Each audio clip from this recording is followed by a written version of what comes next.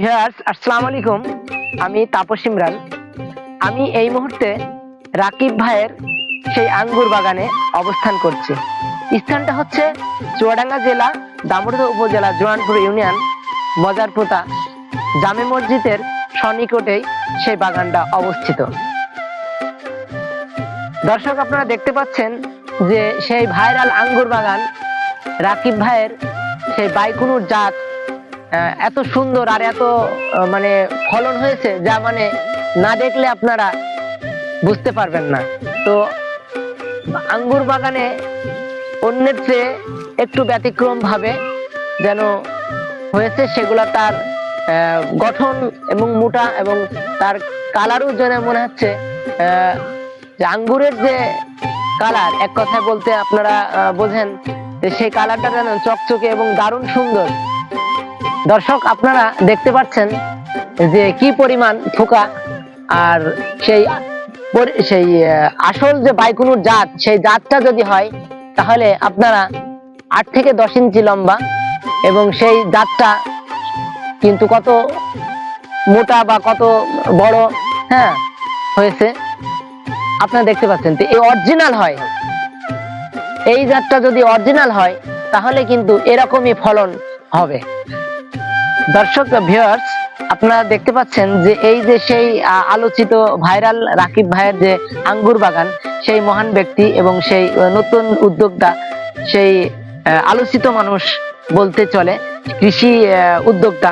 আসসালামু আলাইকুম। ওয়ালাইকুম আসসালাম ভাই, ভালো আছেন? হ্যাঁ, এই ভাই রাকিব ভাই, উনি আপনি যে দীর্ঘদিন এই চাষটা করছেন বললে চলে, যেহেতু প্রায় বছরের ইয়েতে, তো আপনার এই গাছটা, আপনার যে গাছটা লাগাইছেন, এই গাছটার দূরত্ব কতটুকু হলে বা আপনার ভালো হয়, বা সেই ব্যাপারে আপনি একটু দর্শকের দিকে। আমি আসলে বাগান করছি, আমি অন্য জায়গাতেও দেখছি যে আসলে নিজের অভিজ্ঞতা করা যায় না। আমি বিভিন্ন বাগানে ঘুরছি যে এক একজন এক এক রকম করে, কিন্তু আমার বেটার 8 ফিট বাই 8 ফিট আমি বাগানটি গাছ রোপণ করছি।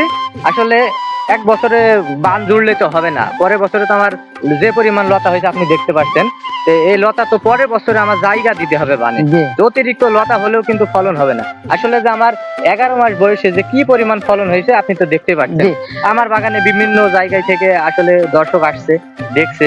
আসলে এই যে আমি বলছিলাম, ঠিক আছে ভাই, আমি বলছিলাম যে আপনি যে এই চাষটা করছেন, এই যে খরচ, এই খরচটা আপনি মানে কত হয়েছে, এই ব্যাপারে আপনি কিছু বলবেন?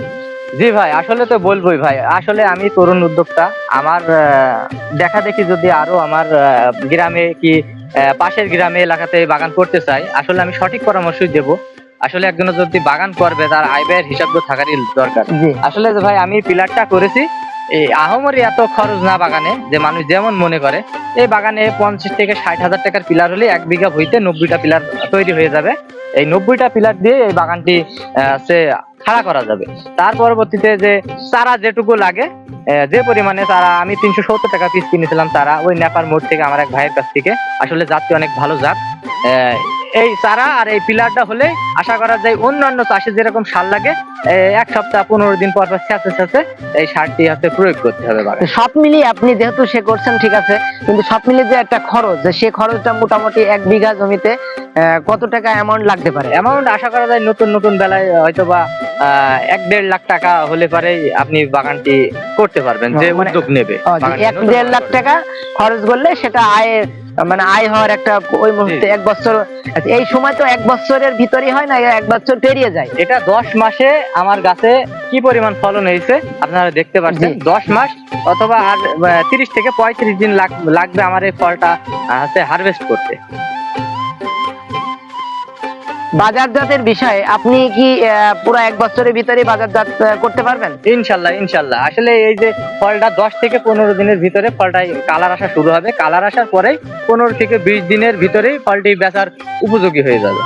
রাকিব ভাই, আপনি যে বাগানটা করছেন, এই যে লাভ, যেহেতু আপনার খরচ হয়েছে, আপনার তো একটা লাভের আশাবাদ নিয়েই আপনি এই চাষটা করছেন, তো সেক্ষেত্রে আপনি কত দিনের ভিতরে এই লাভটা আশঙ্কাপদ মন্তব্য করছেন? মানে আপনার আশা করা যায় ভাই যে 1 বছরের ভিতরে গাছ রোপণ করা থেকে 1 বছরের ভিতরেই এই লাভটা চোখে দেখা যায়। আসলে আমি পরীক্ষিত ভাবে জাতটি লাগাইছি, এবং আমি যে আশা করা যাচ্ছে যে আমার 1 থেকে 1.5 লক্ষ টাকা খরচ করে আমি এই বাগানটি করছি, যে আমার 20 থেকে 25 দিনের ভিতরেই আমি এই বাগানে ভরপুর ফলন, মানে আমি ফল হারভেস্ট করতে পারবো এবং বেচতে পারবো। আমার কাছে যে পরিমাণ ফলন হয়েছে, এই প্রথম বছরে আমার 4 থেকে 5 লক্ষ টাকার ফল আমি বিক্রি করতে পারবো, আশা করা যায়। আচ্ছা আচ্ছা, ঠিক আছে।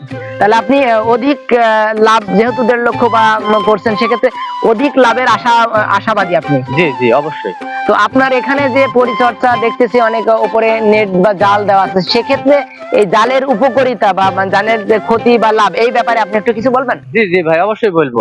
আমি যে উপরে যে নেটটা দেওয়া হয়েছে, এই নেটটার মূল উপকারিতা হচ্ছে যে রোদের যে একটা তাপমাত্রা, এখন 40 ডিগ্রিতে রোদ পড়ছে, যে আসলে ডাইরেক্ট যদি রোদ এই ফলটাতে পড়ে তাহলে সানবার্ন লাগে জি। এই ফলটাতে। যদি রোদটা ওখানে 50% ঠেকিয়ে দেয়, তাহলে আমি এখানে 20% গাছের রোদটা লাগছে, ঠিক আছে। এটাই। আর বিভিন্ন যে আবহাওয়ায় যে বৃষ্টি হচ্ছে, অতিরিক্ত ভারী বর্ষণ, শিলা বৃষ্টিতে যে ফলটায় যদি লাগে, তাহলে এই ফলটা তো মনে করেন পচন, যেখানেই লাগবে আঘাত পাবে সেই জায়গাতেই পচন ধরবে। আসলে মেন উপকারিতা হচ্ছে শিলা বৃষ্টির জন্য আমি এই লেটটা ব্যবহার করছি। এক কথা, আবহাওয়ার যে আর্দ্রতা থেকে আপনি মুক্তি পাবেন, যে ফসলটা আরো উন্নত হয়, সেক্ষেত্রে আপনি এটা ব্যবহার করছেন। সুন্দর। দর্শক, আপনারা দেখতে পাচ্ছেন যে উনি যেভাবে করছেন, তাতে আসলে আবহাওয়ার আর্দ্রতা থেকে উনি মুক্তি পাবে এবং আরো উপকারী হবে, সেই বিষয়ে কিন্তু উনি এখানে করছে। এবং চাষের যে এক কথা পাতাতে শিলাবৃষ্টি বা অন্যান্য রোদের যে ক্ষয়ক্ষতি হবে, সেই ক্ষয়ক্ষতি বাঁচার জন্য কিন্তু উনি এটা করছে। আসলে সুন্দর একটা পরিকল্পিত মানে উদ্যোগ নিয়েছেন উনি। যে দর্শক, আপনারা যদি এই বাইকুনুর জাতের চারা বীজ নিতে চান, তাহলে আপনারা কিন্তু আমাদের কমেন্টে নাম্বার দেওয়া আছে, এবং রাকিব ভাইয়ের সাথে আপনারা যোগাযোগ করে এই অফলাইন অথবা অনলাইনে চারা পেতে পারেন।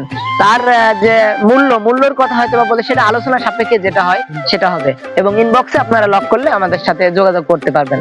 আমি তাপস ইমরান,